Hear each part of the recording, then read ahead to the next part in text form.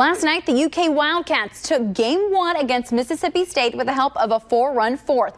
Tonight, the offense took a little bit of time, but eventually, Big Blue got it going. I asked him what makes him so powerful. Well, he said he gained 10 pounds, and that makes him stronger, harder to tackle. And then when it comes to tackling, he said that his mindset is, no one is taking me down. He helped us answer the age-old question, is the West Coast really the best coast? Well, in the NBA, it might be. The Wildcats have called Cliff Hagan Stadium home for 50 years, and during that time, there's been some epic Big Blue moments. Let's just say, if this place could talk, there'd be some stories. So I have to ask you a question.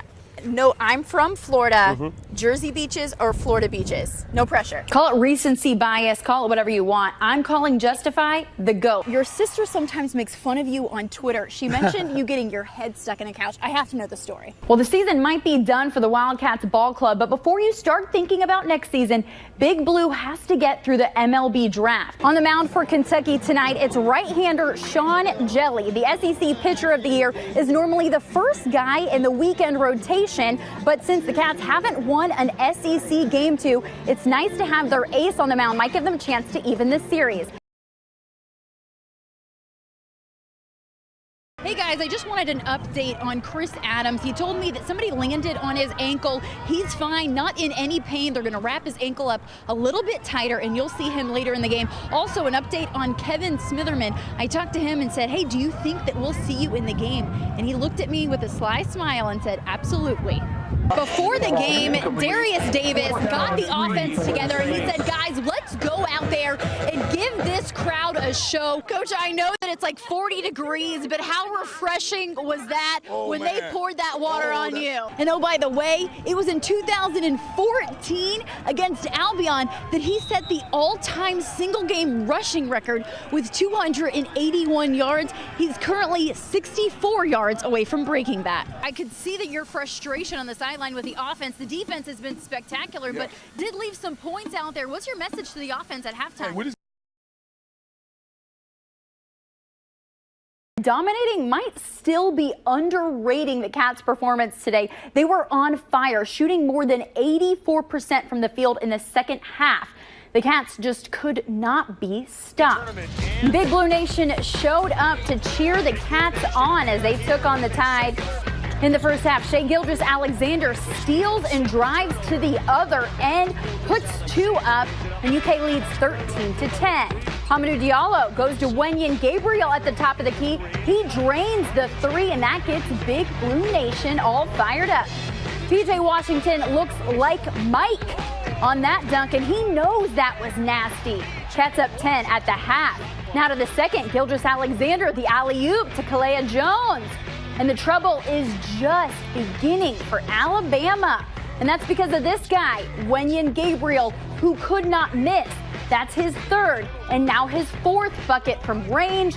Gabriel was lights out in the second half, 7 for 7 from downtown, leading the Cats with 23 points in their win over Alabama, 86-63, which means the Cats move on to the SEC Tournament Championship game. I'm joined now by Brian Milam, who's in St. Louis. Brian, after today, how confident are the Wildcats? Emma Tiedemann is your typical play-by-play broadcaster. Hello, everybody, and welcome in. She works hard, loves the game of baseball, and has gone through the grind to get where she's at. But Emma is just one of 3 women in the booth in minor league baseball. People point out my gender that first time they meet me and after I tell them I'm a play-by-play broadcaster. But it was in certain situations that I came to the realization that some people still don't expect women to be in this position. For the first-year Legends broadcaster, the decision to follow her dream was simple. Ever since I was 15, I've known exactly what I wanted to do.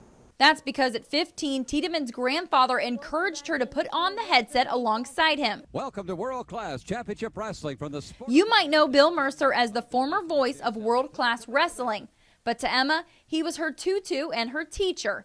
He called her up one day and asked her to help him score a women's basketball game, and a broadcaster was born. Then he said, well, by the way, here's an extra headset. If you want to say something, then feel free. It was all his ingenious idea. It wasn't until the summer between her junior and senior year when she took a job calling baseball games in Alaska that Tiedemann found her passion for America's pastime. Soto jogs back, but he waves this one goodbye. Over that course of that season, I fell in love with the sport. Like you said, it's more than just a game. There's so many different strategies and stories that go into the game that kind of made it very, very special. Prado, though, one of the 5 19-year-olds for the Lexington Legends. And while there aren't many women in the baseball broadcast booth, Tiedemann had a support system that taught her to go for her dreams. Her grandfather in particular taught her nothing mattered except her work ethic. He never viewed me as a female, as a broadcaster. He viewed me as a young kid that had some big lofty dreams, and he was able to mentor me and help me along in my journey. There's still been pushback about a female in the booth, but Emma has stayed the course. I just work harder than anyone else out there. If I have to prove to people that I know the game of baseball, then I do more research than anyone else to show that I'm here for the long haul and that I'm worth the hire.